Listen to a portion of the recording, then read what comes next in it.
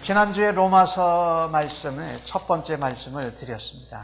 기억하시는 분도 있으시겠지만 첫 번째 부르심을 받은 자, 그런 말씀을 드렸습니다. 그래서 우리가 하나님의 자녀로 부름받았고 또 예수 그리스도의 종으로 부름을 받았다라고 그렇게 말씀을 전하였습니다. 부르심 받은 우리는 그 정체성이 다른 무엇보다도 예수 그리스도의 종이다 라고 부르심, 소명을 받았다라고 말씀을 드렸습니다. 그러면 예수 그리스도의 종으로 하나님의 자녀로 부름을 받은 소명자들은 하나님의 복음인 예수 그리스도를 전파하는 사명을 감당해야 된다, 그렇게 말씀을 드렸습니다. 그러면 그 사명을 어떻게 감당할 거냐?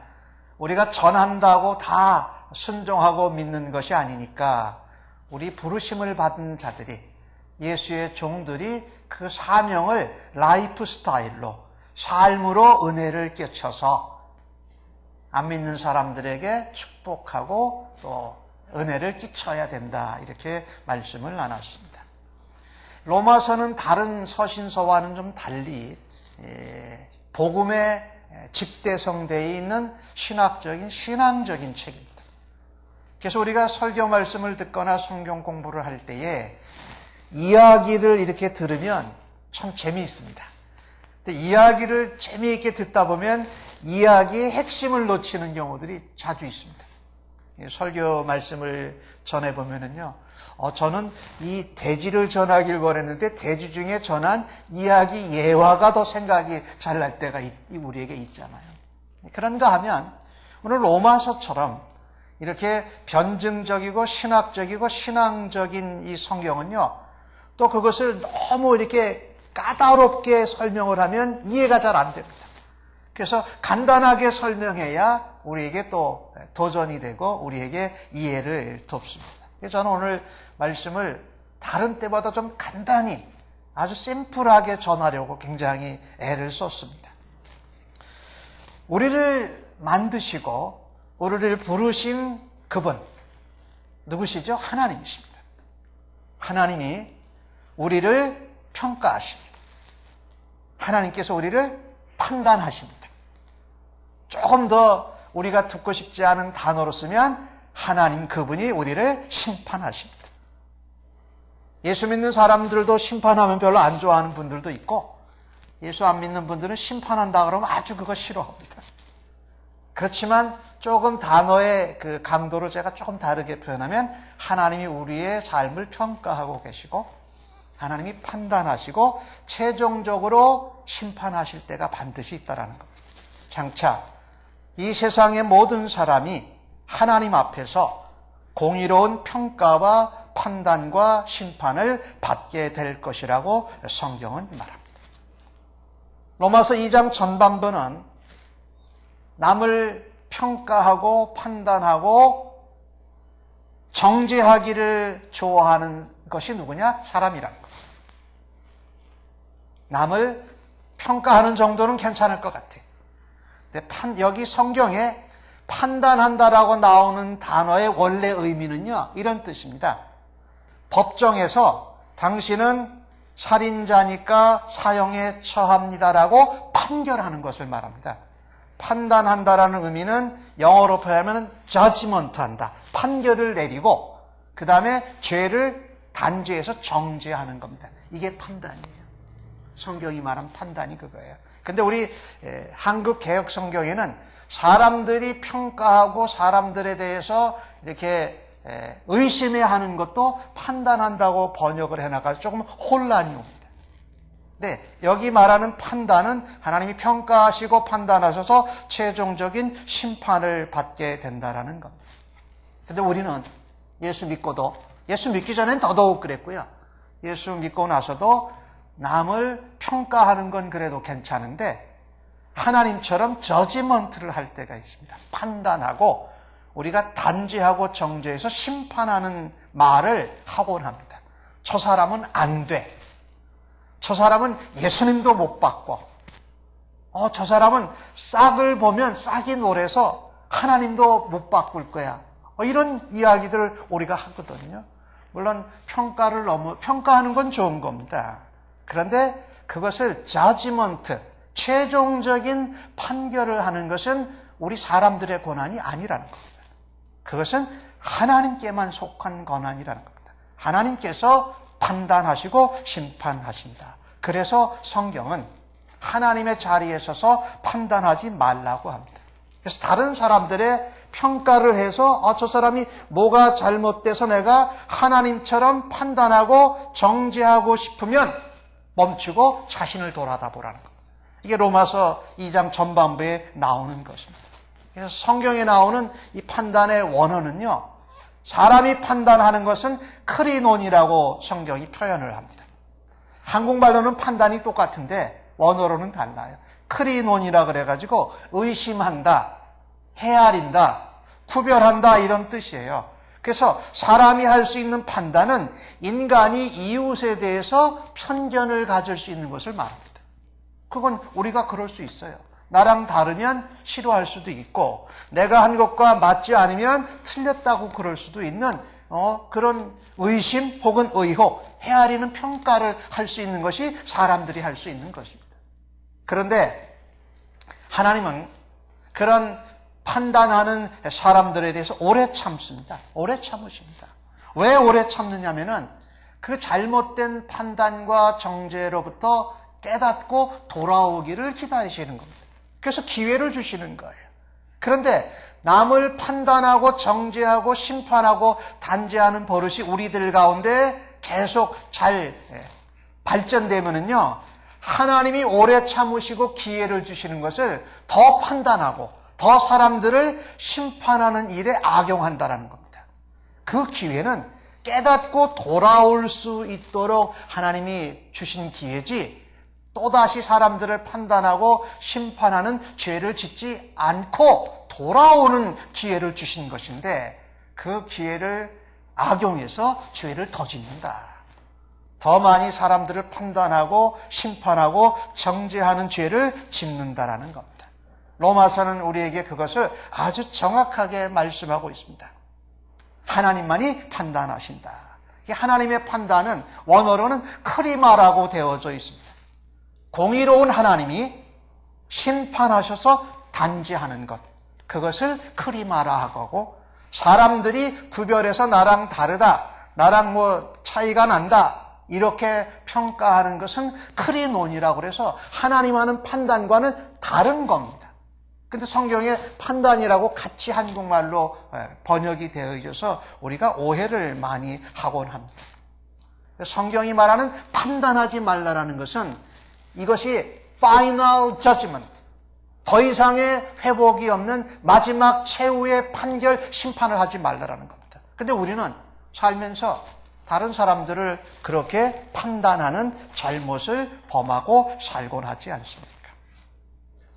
그런 자들이, 그런 모습들은 하나님 앞에 의롭지 않다라는 겁니다. 하나님 앞에 잘못되었다라는 겁니다. 그래서 성경에서 말하는 하나님 앞에서 우리가 의롭게 여김을 받는 것, 바꿔 말한다면은 유일한 심판자이신 하나님 앞에 하나님을 만족시킬 수 있는 것이 뭐냐라는 겁니다. 오늘 바울 사도는 로마서 2장 가운데 그것을 말하고 있습니다. 제가 설교 제목을 적으면서 조금 부드럽게 적었습니다. 부르신 분의 평가 기준, 이렇게 했어요. 원래 성경의 표현은 심판입니다. 판단 내지는 심판입니다. 하나님의 판단 기준, 하나님의 심판 기준은 무엇인가? 그럼 그걸 알면 우리가 그것에 맞춰드릴 수 있으면 좋잖아요. 그래서 오늘 주신 말씀 9절과 11절에 보면 이런 말씀이 있죠. 악을 행하는 사람의 영에는 환난과 곤고가 있고 선을 행하는 자에게는 영광과 존귀와 평강이 있다. 그것은 유대인이나 헬라인이나 마찬가지다. 하나님께서는 사람을 외모로 취하지 않으신다.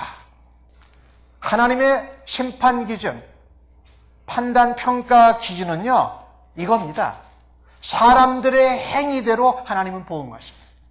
다시 한번 말씀드립니다. 하나님의 평가, 판단, 심판 기준은 사람의 행위대로 갚아주신다라는 겁니다. 선을 행한 자에게는 영광과 평강과 존귀가 있고 악을 행하는 자에게는 환난과 공고가 있습니다. 이런 평가는, 이런 판단은, 이런 최종적인 심판은 바로 인간의 행위에 따라서 결정되어집니다. 그러니까 인간의 행위가 참으로 중요한 듯 싶습니다. 그런데 하나님은 그 사람의 선한 행위, 악한 행위를 보실 때에 외모로 사람을 취하지 않으신다라는 겁니다. 성경의 다른 부분을 보면 마음의 중심을 보신다고 말씀합니다. 조금 설명한다면 유대인이든지 헬라인이든지 백인이든지 황인종이든지 흑인이든지 구별하지 아니한다. 그 사람이 부유하든 가난하든 신분이 낮든 높든 얼굴이 잘생겼든 못생겼든에 상관없이 그 사람의 행위에 따라서 평가하고 판단하시며 최종적인 심판으로 정죄하신다라는 말씀입니다. 그래서 하나님의 평가와 하나님의 판단과 심판은 공평하고 성대하고 의롭습니다.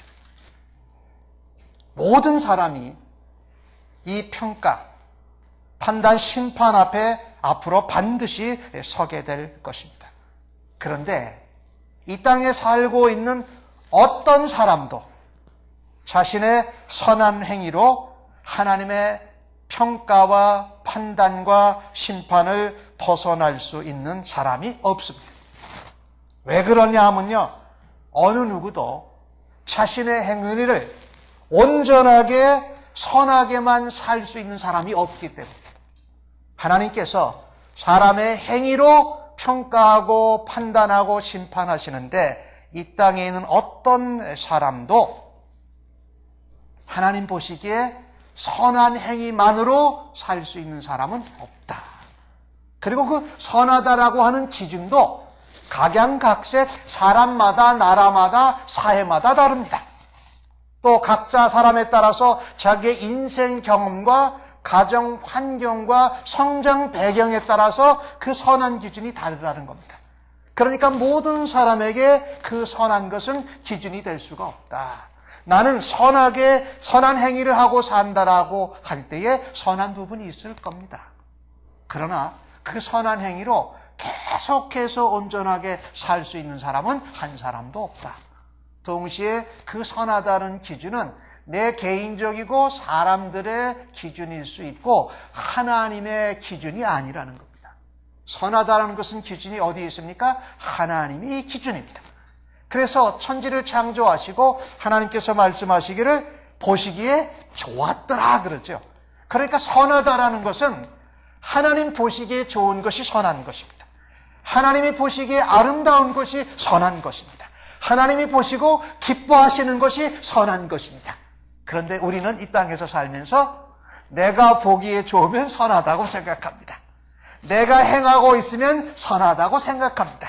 내 눈에 보기에 좋아 보이면 그것이 선하고 착하다고 생각합니다. 그런데 그 선하다는 기준이 사람마다, 사람들마다, 나라마다, 문화마다 다 다르다는 것입니다. 그래서 선만 행하고 살 수 있는 사람도 없거니와 우리가 선하다고 생각하는 기준이 하나님의 선하심의 기준과 차이가 있기에 우리는 선한 행위로는 하나님 앞에 온전히 만족시켜 드릴 수가 없다라는 겁니다. 성경 에베소서 2장 8절과 9절 가운데 유명한 말씀이 나옵니다. 구원은 하나님의 선물이다. 구원이 만약에 선한 행위를 통해서 얻어질 수 있다면 구원은 행위를 따라서 얻고 못 얻고 한다라고 성경에 기록했을 거예요. 성경은 뭐라고 기록했냐면 구원은 하나님의 선물이다. 너희의 선한 행위, 악한 행위를 내가 따라 보응하지만 그렇게 살 수 있는 사람들이 없기에 내가 선물로 은혜로 거저준다라고 성경이 기록하고 있는 겁니다. 에베소서 2장 9절 말씀은 이렇게 말합니다. 행위에서 난 것이 아니니 누구든지 자랑하지 못하게 합니다. 우리의 행위로 하나님께 구원을 얻고 의롭게 되고 하나님을 만족해 하고 하나님을 기쁘시게 해드리고 하나님 보시기에 좋게 살아드렸다면 자랑할 거리가 있어요. 근데 자랑할 거리가 없다라고 성경은 말합니다. 그렇다면 여러분, 선한 행위로 하나님의 평가와 판단과 심판을 만족시킬 수 없다면 다른 것은 무엇일까요? 오늘 바울 사도는 오늘 본문 성경 가운데 또 다른 것을 하나 말씀하고 있습니다. 선한 행위가 아닌 다른 것으로 사람들이 하나님을 만족시킬 수 있다고, 하나님의 심판을 피할 수 있다고 생각하는 것이 있다. 12절과 13절의 말씀을 같이 이번에 한번 읽어보십시다. 시작. 무릇 율법 없이 범죄한 자는 또한 율법 없이 망하고 무릇 율법이 있고 범죄한 자는 율법으로 말미암아 심판을 받으리라. 하나님 앞에서는 율법을 듣는 자가 의인이 아니요 오직 율법을 행하는 자라야 의로심을 얻으리라. 의롭다 하심을 얻으리니.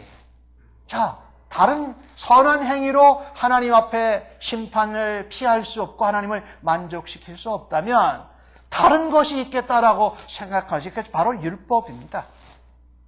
하나님의 율법으로 구원을 받고 하나님을 만족시킬 수 있다라는 겁니다.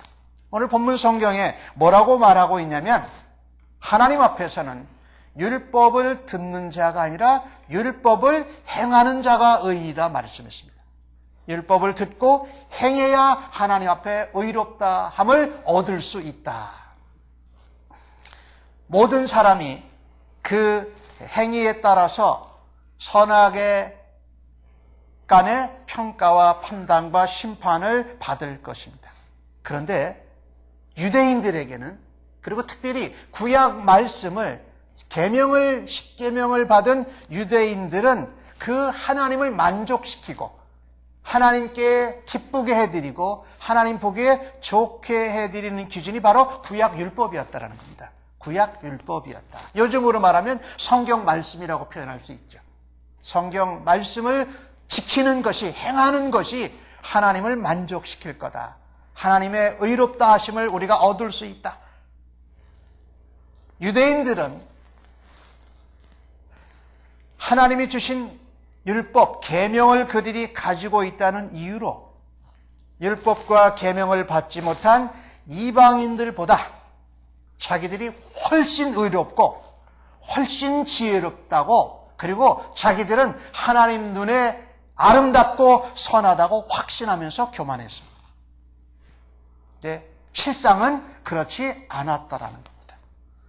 이것을 요즘 우리 시대로 바꿔 한다면 성경 말씀을 믿는 그리스도인들이, 우리는 말씀을 받았으니까, 성경 말씀을 가지고 있으니까 성경 말씀을 모르고 갖지 않은 비그리스도인 비신자보다 우리는 더 거룩하고 하나님께서 말씀을 우리가 지킴으로 우리에게 구원을 주신다, 하나님을 만족시킬 수 있다고 생각하는 것입니다. 그런데 여러분, 성경을 유심히 보십시오. 하나님은 선이 무엇인지를 가르쳐 주기 위하셔서, 그리고 죄가 무엇인지를 깨닫게 하시려고 율법을 주셨습니다. 율법이 온전합니다. 그러나 그 율법을 온전하게 다 지킬 수 있는 사람은 어느 누구도 없다라는 겁니다. 오늘 이 시대에 하나님 말씀을 우리가 받고 하나님 말씀을 듣고 실행하는 것을 우리들이 즐거워하고 기뻐합니다. 그런데 그 하나님의 말씀대로, 약속대로 살아드리는 사람은 어느 누구도 없습니다. 온전하게 사는 사람은 어느 누구도 없다라는 겁니다. 그래서 로마서 3장 20절은 우리에게 말합니다. 그러므로 율법의 행위로 그의 앞에 의롭다 하심을 얻을 육체가 없나니 율법으로는 죄를 깨달음이라. 그러니까 율법을 잘 지켜 행함으로도 하나님의 온전한 만족함과 하나님의 선하심에 이를 수 없다라는 게 성경의 가르침입니다. 오늘 우리가 성경 말씀을 좋아합니다. 그 성경 말씀을 지키기를 기뻐합니다. 그런데 그 지키는 것으로도 하나님의 선에 온전하게 이룰 수 없다. 유대인들은요, 율법을 들어 알기만 했습니다. 율법을 가지고 있다라는 특별한 백성이요 민족이요 나라라는 것을 자랑했습니다. 그 대신에 그대로 행하고 실천하지는 않았습니다. 그런데도 스스로 의롭다고, 하나님의 백성이라고, 또 하나님을 만족시킨다고 스스로 의롭게 여겼다라는 겁니다. 이 부분에서 오늘날 예수를 믿는 우리 모두가 도전받고 하나님 앞에 무릎을 꿇어야 될 부분이 있다는 겁니다. 마치 그리스도인들이 성경을 가지고 있기 때문에, 성경을 알기 때문에, 성경 말씀을 보기 때문에 스스로 의롭다고 생각하지는 않는가. 그래도 나는 성경에 나오는 약속과 말씀들의 지침을 따라서 조금 살아드리고 있으니까 하나님을 만족시키고 하나님이 보시기에 기뻐하시고 하나님이 나를 의롭다고 여기실 거라고 생각하면 착각이라는 겁니다. 말씀을 지키는 사람들 중에 온전하게 성경에 나온 명령대로, 계명대로, 약속대로, 소망대로, 예언대로 그것을 온전히 지킬 수 있는 사람은 어느 누구도 없다는 겁니다. 그래서 하나님의 말씀을 통해서 우리는 무엇을 깨닫습니까? 하나님, 율법으로 죄를 깨닫는 것처럼 하나님 말씀을 통해서 저는 이 말씀대로 살 수 없는 연약하고 부족한 존재임을 깨닫습니다. 이 성경이 말씀하는 겁니다. 여러분, 예를 제가 이렇게 들어볼게요. 저도 자주 실수하는데, 우리가 고속도로를 달리다 보면은 65마일 이렇게 써 있잖아요. 그러면 65마일로 가면 됩니다. 근데 제 마음에 뭐가 있냐면 5마일 정도 오버하는 건, 초과하는 건 괜찮아. 그리고 뭐라 그러냐면, 이 경찰이 레이저건을 쏴도 에라가 나는 게 10% 이내니까 65마일에서 한 10% 되는 6마일 정도는 오버해도 경찰이 안 잡을 거야. 그래요. 그리고 67마일을 달렸는데 만약에 경찰이 스피드를 초과했다고 잡으면 내가 2마일밖에 오버 안 했는데 왜 나를 잡냐고 하면서 우리 변명을 해요. 이렇게 익스큐즈를 하잖아요. 그런데 여러분, 65마일을 달려야 되는 그 교통법규를 지키는 사람이 교통법규를 모두 다 지키는 사람이 있을까요? 없을까요? 없어요. 자기는 지키려고 애를 쓰지만 자기도 모르게 빨간 신호등을 실수로 못 보고 지나가기도 하고, 25마일 존인데 늘 다니던 습관이 한 30마일, 40마일 달려서 학교 앞에서도 나도 모르게 35마일, 40마일을 가다가 경찰한테 티켓을 받는 경우들이 있어요. 제가 무슨 얘기를 말씀드리려고 하느냐면요, 법을 온전히 지킬 수 있는 존재는 아무도 없다. 그처럼 온전하신 하나님의 율법과 말씀도 다 지킬 수 있는 사람이 없다라는 겁니다. 그래서 하나님 말씀 앞에서, 하나님 계명 앞에서, 하나님 약속 앞에서 나는 다 할 수 없는 연약한 존재입니다. 부족한 존재입니다. 약속을 소망하고 하나님의 말씀대로 살아가기를 원하지만 그렇게 다 하지 못하는 부족한 존재임을 깨닫게 된다는 것입니다. 그래서요, 내가 교통법규를 좀 잘 지킨다고, 사회법을 잘 지킨다고 그 교통법이나 사회법을 어기는 사람들을 어떻게 해요? 내가 판단하고 정죄하는 자리에 서서는 안 된다는 겁니다.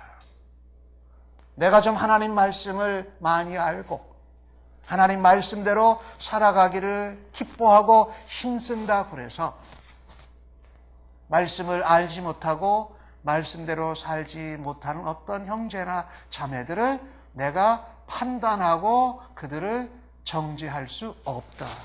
그게 누구의 권한이냐? 하나님의 권한이고 나도 모르게 하나님 말씀을 범하고 어기면서 사는 부분이 많은 존재라는 것을 깨닫게 된다는 거예요. 자, 그러니 여기에 보면 참 안타깝습니다. 이 율법을 지키고 행하는 것으로도 하나님을 만족시키지 못하고 하나님 앞에 선하게 하나님 앞에 영광이 되지 못한다면 그럼 무엇을 우리가 할 수 있을까요? 성경은 그런데 우리에게 말씀합니다. 오직 예수님만이 율법의 요구를 모두 다 성취하신 분이시다. 그래서 그분이 뭐라고 그래요? 율법의 마침이라고 그랬고 그분은 율법의 완성이라고 그랬고 우리 한영희 성도님이 아까 기도하실 때 알파와 오메가가 되신 분이라고 기도하셨어요.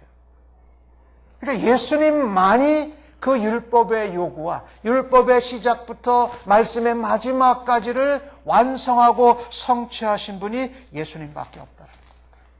우리는 율법으로 말씀으로 지키려고 해도 다 못 지킬 수밖에 없는 존재다. 그러나 말씀을 따라서 살려고 하는 존재라는 겁니다. 자, 마지막 하나를 더 봅니다. 율법의 행함으로도 우리의 선한 행함으로도 하나님의 평가와 판단과 심판을 만족시킬 수 없다면 또 다른 것은 뭐가 있을까요? 오늘 본문 성경 14절 15절을 제가 읽습니다. 율법 없는 이방인이 본성으로 율법의 일을 행할 때에는 이 사람은 율법이 없어도 자기가 자기에게 율법이 되나니 이런 사람들은 양심이 증거가 되어 그 생각들이 서로 혹은 고발하며 혹은 변명하며 그 마음에 새긴 율법의 행위를 나타내느니라.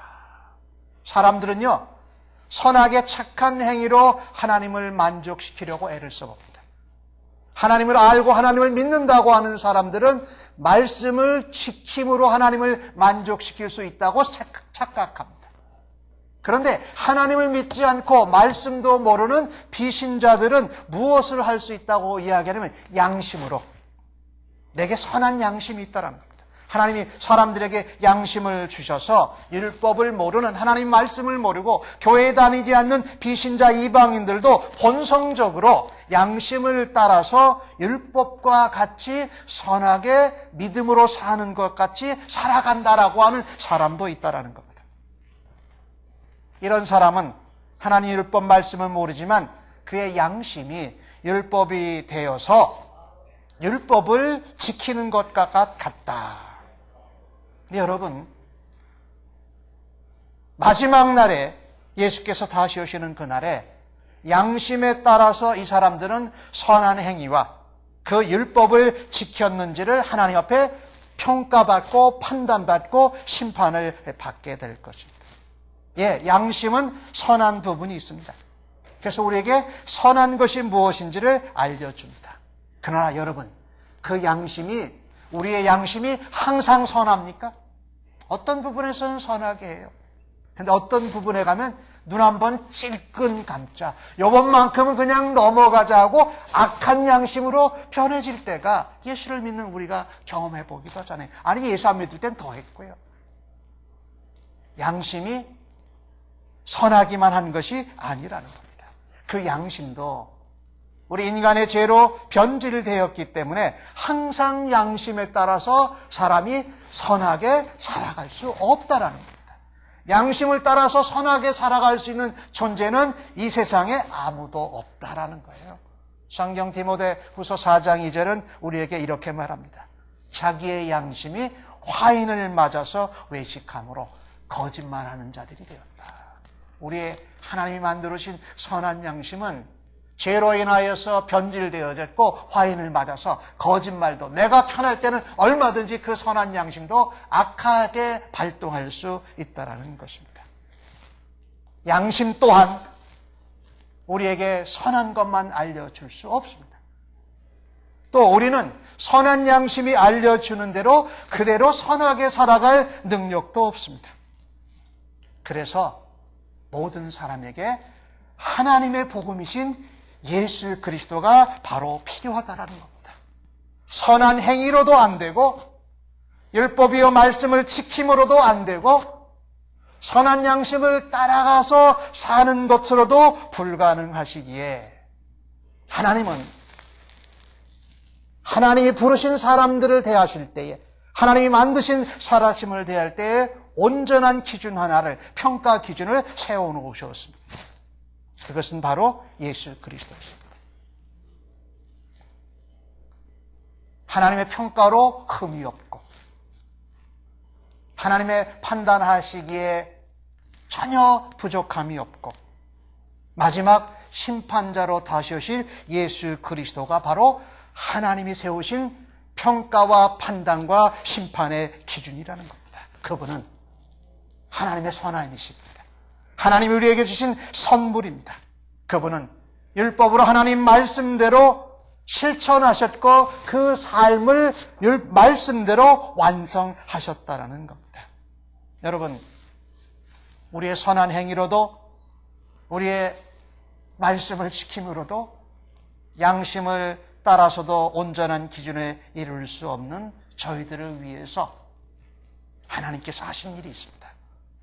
바로 우리를 이 땅에 위해서 이 땅에 보내주신 예수 그리스도, 그분이 기준이시라는 겁니다.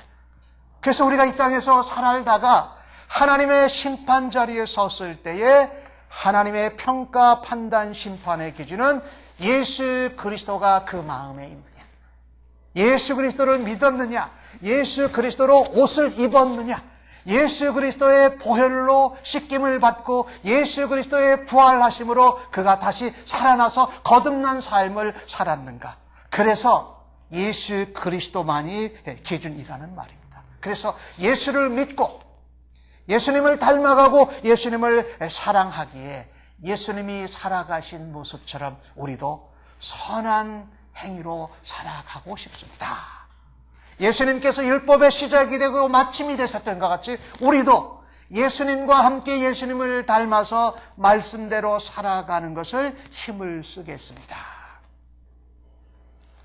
예수님처럼 하나님 뜻과 하나님 나라 알고 변질되지 않은 그 양심이 있으신 그분을 내가 모시고 이 땅에서 그리스도의 양심을 가지고 살아가겠습니다 라고 할 때에 우리는 하나님 앞에서 올바른 평가와 판단과 마지막 심판날에 구원받고 하나님의 의로 여김받는 백성으로 세워지게 될 것을 믿습니다. 아까 우리가 앞에 찬양할 때 그런 찬양을 했습니다.